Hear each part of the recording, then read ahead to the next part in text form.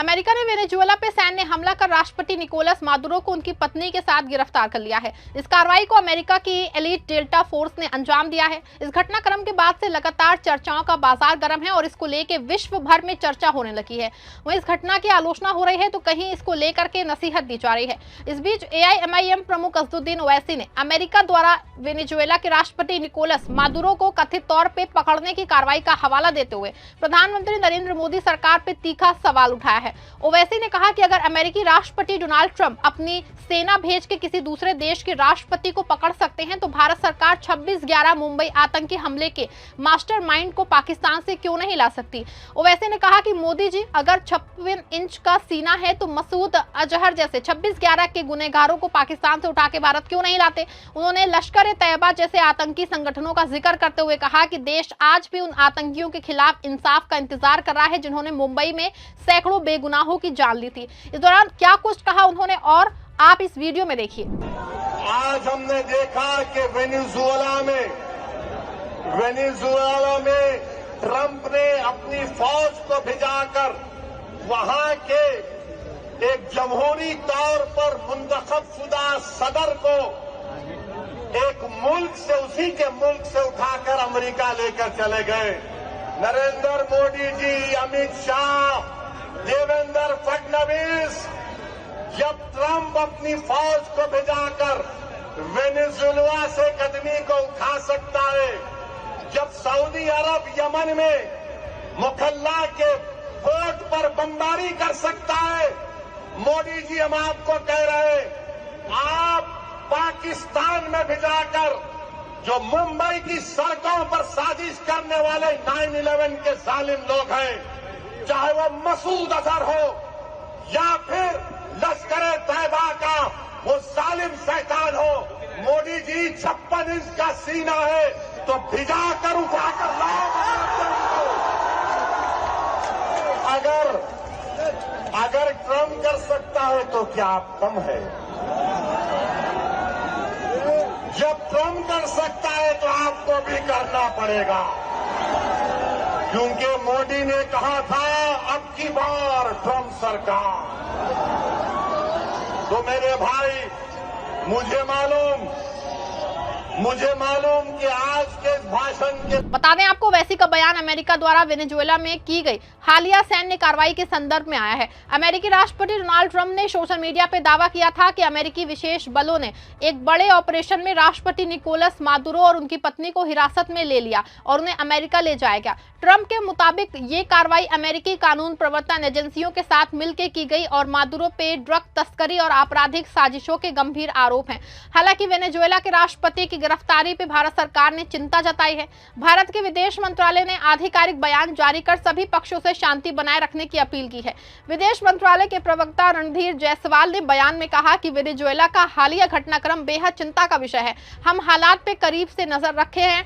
Bharat Venezuela के लोगों की सुरक्षा को समर्थन की पुष्टि करता है। हम अपील करते हैं कि सभी संबंधित पक्ष शांतिपूर्वक और बातचीत के जरिए मुद्दे सुलझाएं, जिससे क्षेत्र में शांति की स्थिरता सुनिश्चित हो सके। कराकस में भारतीय दूतावास भारतीय समुदाय के संपर्क में है और उन्हें हर संभव मदद की जाएगी। वहीं सैन्य कार्रवाई को लेकर बिहार के सांसद पप्पू यादव ने बड़ा विरोध जताया है। उन्होंने अमेरिकी राष्ट्रपति डोनाल्ड ट्रंप पे तीखा हमला बोलते हुए कहा कि ट्रंप पे एक युद्धोन्मादी, अहंकारी और मानवता विरोधी नेता है। पप्पू यादव ने आरोप लगाया कि अमेरिका ने वेनेजुएला पे हमला कर वहां के राष्ट्रपति निकोलस मादुरो और उनकी पत्नी को अगवा किया है, जिससे विश्व शांति को गंभीर नुकसान पहुंचा है।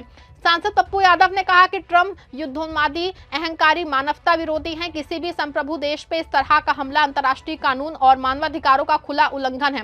उन्होंने इसे आतंकी मानसिकता करार देते हुए कहा कि पूरी दुनिया को ऐसे रवैये का विरोध करना चाहिए। पप्पू यादव ने अमेरिका के लोकतंत्र और शांति में विश्वास रखने वाले नागरिकों से भी अपील की है कि वे इस कार्रवाई के खिलाफ आवाज उठाएं और ऐसे फैसले का विरोध करें। बता दें आपको, इस घटना के बाद से विश्व भर में हलचल बढ़ गई है। इसी बीच चीन ने अमेरिका से वेनेजुएला के राष्ट्रपति निकोलस मादुरो और उनकी पत्नी को तुरंत रिहा करने की मांग की है। दोनों इस समय अमेरिका की हिरासत में हैं। चीनी विदेश मंत्रालय ने जारी बयान में कहा कि राष्ट्रपति को इस तरह अपने देश से ले जाना गलत है। इस मुद्दे का हल बातचीत से होना चाहिए। बता दें कि इससे पहले भी चीन ने अमेरिका की कार्रवाई पे कड़ी प्रतिक्रिया दी थी। न्यूयॉर्क सिटी के मेयर जोहरान ममदानी ने वेनेजुएला के राष्ट्रपति निकोलस मादुरो की गिरफ्तारी पे नाराजगी जताई है। उन्होंने इसे एक्ट फॉर वॉर बताया और कहा कि ये कदम अंतर्राष्ट्रीय और अमेरिकी कानून दोनों का उल्लंघन है। वेनेजुएला के राष्ट्रपति की गिरफ्तारी के बाद ऐसा लग रहा है कि अमेरिका के हौसले बुलंद हैं और अमेरिकी सरकार पूरे दक्षिण अमेरिकी देशों पे अपना प्रभुत्व बनाने की कोशिश कर रही है। इसी के तहत अमेरिकी विदेश मंत्री मार्को रूबियो ने क्यूबा की सरकार को चेतावनी दी और कहा कि वेनेजुएला के घटनाक्रम के बाद क्यूबा की सरकार को चिंतित होना चाहिए।